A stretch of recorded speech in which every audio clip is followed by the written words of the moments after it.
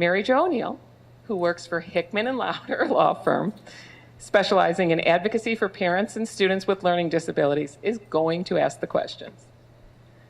So before I ask my questions, our questions, I want to just also make a shout out. It is amazing to have individuals sit here and share their stories. It takes a huge amount of courage.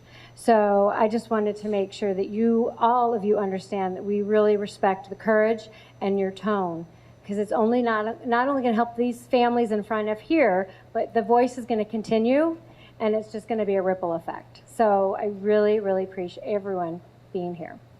So my first question is going to go to Logan and Peter. Peter and Logan, since I'm closer to Logan, I'll go to Logan.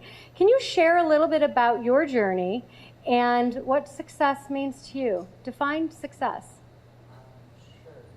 So, do I need to? Okay, I've never spoken to these.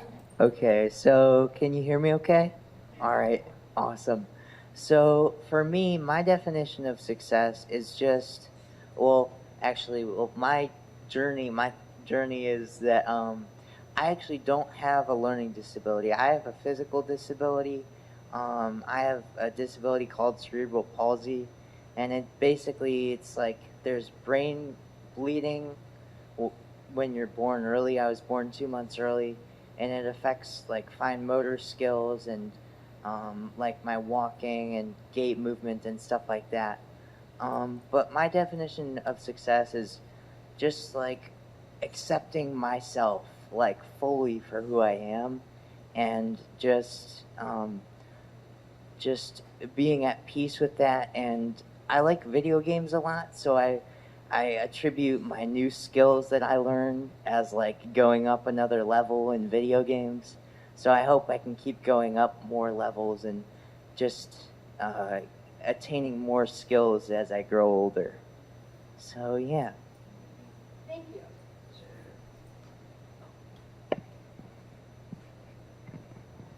So for my definition of success, well, first of all, when you, just a quick, as I did before knowing this, a quick Google search of success will tell you that success is defined as the accomplishment of an aim or a purpose. So my definition of success as an avid runner that I am, I take that as setting a time goal in a race and trying to accomplish that goal, whereas for someone else it may be just to finish the race. And then team success in the job here at Notre Dame in the athletic department. It's a lot of team success, and having to coming here and doing what I like to do every day, and coming here also is I'm used to being on that side, and they're usually players standing up here, and I'm doing the interviewing, so that part of it's a little different for me. But so that's my definition of success. Thank you. So now since we hear, do I need the microphone? So now since we hear our learners, our students, what their definition of success is, now we have our educator and our parent. So Lanny, can you share what your definition of success would be defined in your educational work? I think that success looks so different for every single one of our students, because every single person has a different story, every single person has a different path, and our alumni struggle with very different things, so each of their paths look very different. I would say that overall, it's about contribution. It's about if they really believe they have something to contribute to the world and they're in some capacity doing it. And that can look so different for each person. It can be someone who's a writer who's doing incredible things here at a college level. It can be someone who's holding a steady job. We had an alumni today who came up and he has a 401k, he has a steady job, and he washes dishes every single day, and he loves it. And to me, that's success. So I believe it's how our community defines it, and that we need to lift one another up and encourage whatever that level may be. And it can be as simple as contributing with your artistic talents to the world. And if we all embrace that a little bit more, and we had employers who really can get on board with that and see about hiring differently, talking about success differently in the workplace, I think that we'd come pretty far. Thank you. Thank you. Terry, share as a mom, what does the definition of success look to you as a mom? Sure. As a mother, as a parent, success is really about enabling and empowering our children to reach their potential and to really maximize their skills and ability so they're walking in their purpose. We find that we learn something new every day. We defined, we thought every time we think that we understand exactly where both of our children are going and what their thoughts are and what their priorities are, they may take a different turn. And yet we know that they have identified ways in which they feel that they are moving the needle and they're walking in a space where they're living their best life. And so I would just say success in our space is just really having a listening ear, understanding what both our children are trying to accomplish, providing them the resources to meet their goals and objectives, and then really helping them to feel that they are achieving their accomplishments. Thank you. So our next question is going to go to Peter and Logan again. But I need to define the question before I ask the question. There's controversy. Is it a learning disability or is it a learning difference? And Mary Jo and I were talking about that the other day. Well, how would you define your disability? A difference or a disability? So I like to say it's a disability because it is what it is, and it's difficult, and it's not always fun. But if you're in the right environment and you have the right tools, it's just a difference. So I look to Logan. I'm going to go to Logan. You're always going first. All right, you okay with that? Sounds good. Yeah. All right. I'm good with that. So Logan, I look to you and I ask, when did you realize your difference was a disability, and when did it pose a challenge? When did you recognize that challenge was difficult? Yeah, okay. So for most of my childhood, I was a really happy-go-lucky kid.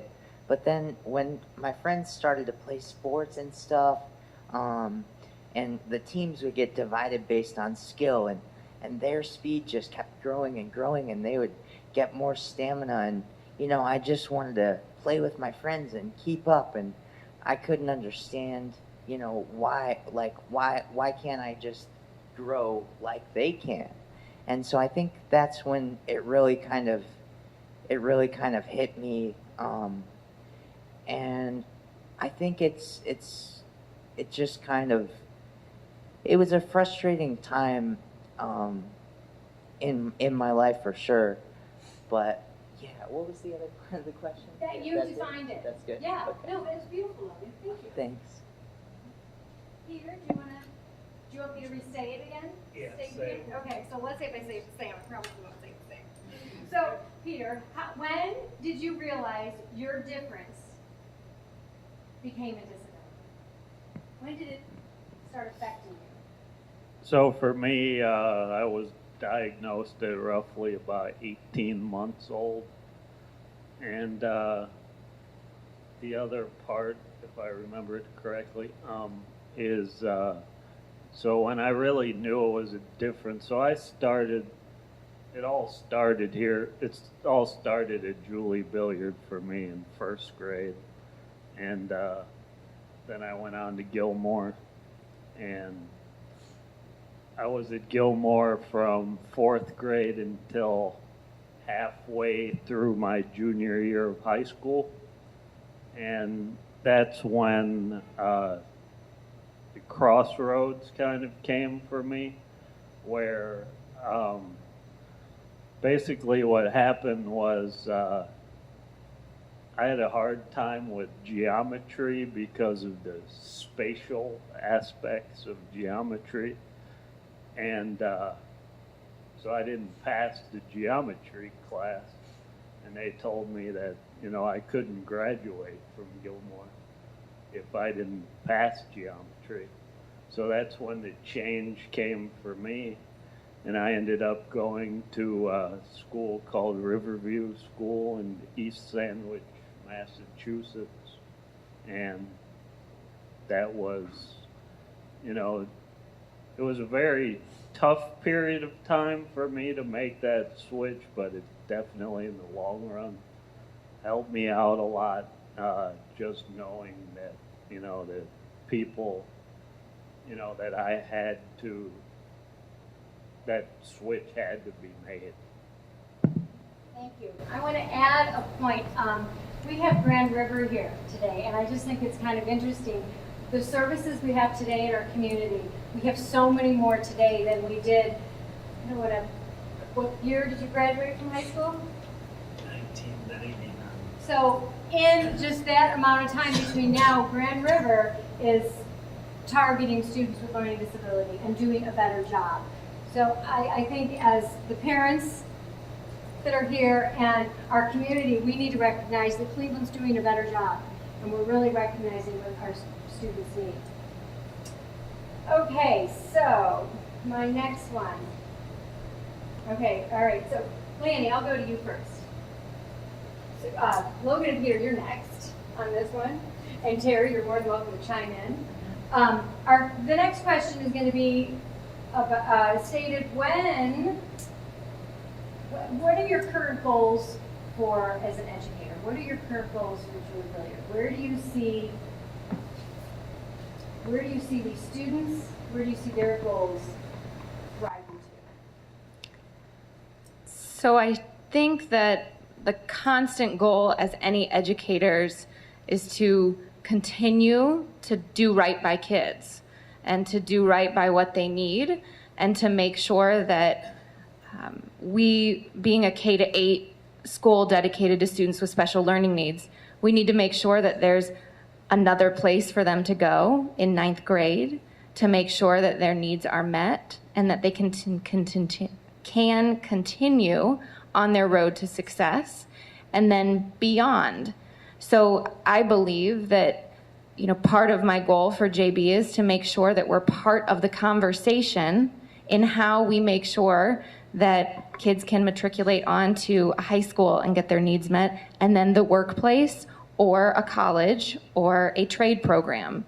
And so I think that we are at a really interesting phase in the world of and society of what wraparound services we can do, how we can come together with resources and really support the whole child, support the family, and make sure that there's quality options so that they can continue on their road.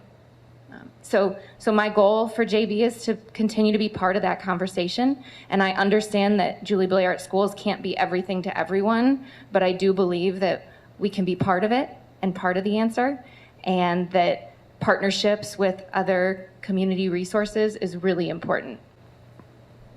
Peter, what are your current goals for yourself, academically, career path, or personally?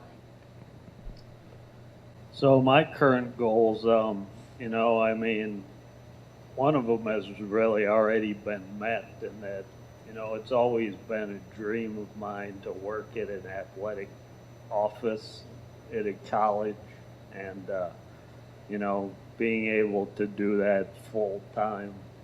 So the next step for me will be to, you know, obviously would be to keep that job. And then, and then after that, you know, I'm kind of open-ended on the other end of that. You know, it may be to be a sports information director one day. It could be, you know, just a small promotion in where I'm at now. But that's where I'm at with that. Thank you. Logan, what are your current goals for yourself, academically, career path, and personally?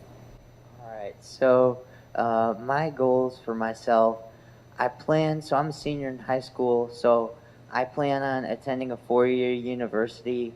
I don't know where yet, but I hope to do something in interviewing or writing. And my goals for myself personally are just to overcome my mental hurdle of thinking that all that I am is my disability. So kind of separating those two entities, because that's not all of who I am. And I think if I start to see that myself, it'll show outwardly and people will view me a little bit differently. So those are my goals. Thank you, Logan. That's beautiful. Terry, do you want to? I'll just chime in briefly because it's interesting.